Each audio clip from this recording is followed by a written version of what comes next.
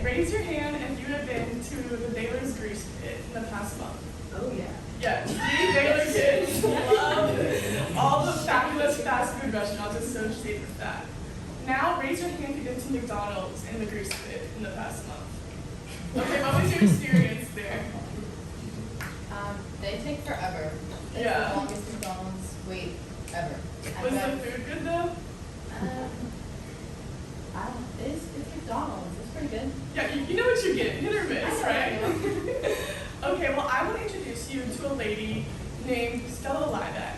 Some of y'all might know her and her story, but I'm going to paint her in a new picture that you probably haven't seen in the media.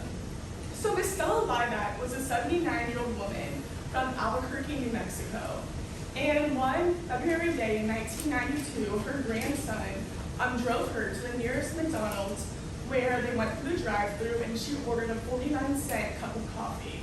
So the car that they were driving didn't have cup holders. So reasonably, they pulled over, or her grandson pulled over the car to the nearest parking spot in the McDonald's parking lot, and she opened up the lid to pour her milk and sugar into her coffee.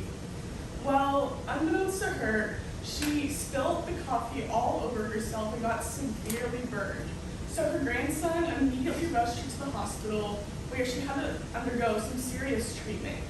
And in response to that, the medical bills were about $20,000 for this treatment. So she came back to McDonald's and said, hey, let me reason with you. Would you just pay for my medical bills and we'll call it even? The medical bills are about $18,000. I'll go for $20,000 for the future potential of medical needs, and let's call it even. And McDonald's said, I'll give you $800. So she was like, of course not. So here lies Liebeck versus McDonald's restaurants. So she had no intention to sue. She just wanted her medical bills covered completely. But they went to trial, and after hearing the facts of the case, a jury awarded her nearly $3 million in punitive damages. So she was like, okay, thank you, I have the justice that I need, all is well. But no, of course McDonald's would not stop there. They took control of this story and just went all the way to the media to portray Miss Liebeck as this millionaire greedy grandmother who got an easy payday.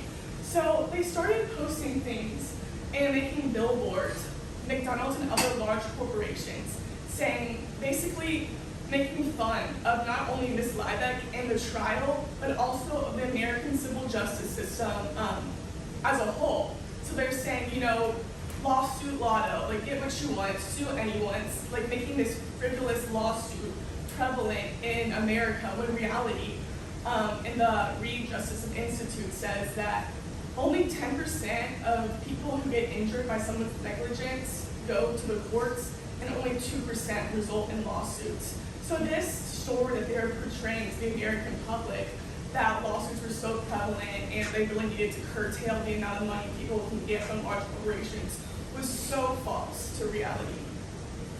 Also, in this lawsuit, it was also called a hot coffee lawsuit because the court ordered that that cups that contain hot liquid needed to tell consumers that it was hot. And so, of course, Americans became so annoyed and just so angry about this, even though it really did not affect them either way, that, you know, other countries don't have to do this. The American civil justice system is a joke. However, I'm going to actually show you the reality of this lawsuit, what big corporations like McDonald's did not want to show you, but what the jury saw. And these are her injuries. McDonald's knew that this could happen because they got over 700 complaints in the 10 years prior to this incident about their hot coffee. They also serve their coffee at 190 degrees, which is able to give someone third-degree burns within 3 seconds of contact with the skin. So of course, this started a huge political debate. Should we enforce tort reform, which means let's cap the amount of money people can receive via lawsuits, or let's continue the way it goes and literally give influence to big corporations' needs? So essentially, what happened is that Texas instilled tort reform aggressively. They said there's no need for citizens to receive this much money, so they capped the amount of money that citizens can get from large corporations specifically. And the result of this is, well, large corporations are pitted against your right to a fair jury trial. That is your right, and also just compensation under the law. So that is the question. If this is so horrible, why would someone be pro-tort reform? And that is because in the states that have enacted laws regulating torts and how much people can receive, there has been a significant downfall in the amount of lawsuits enacted in those states reasonably. So of course, this makes the civil justice system go quicker, which is good for the public. However, I argue that these laws don't actually fix the problem.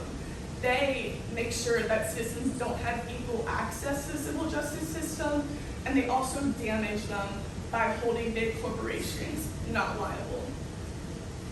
And so what can you do? You don't want to be the next victim. You cannot predict when you'll be a victim of someone's negligence. So you can take that information and be an informed citizen. Also, stop the media portrayal of reposting these huge influential political debates without knowing the full facts of the situation and where they stem from. And also, you can look at who's running for office this coming election, who is enforcing tort reform. Our incumbent governor is enforcing tort reform in Texas. So you can take that into consideration when you cast your vote.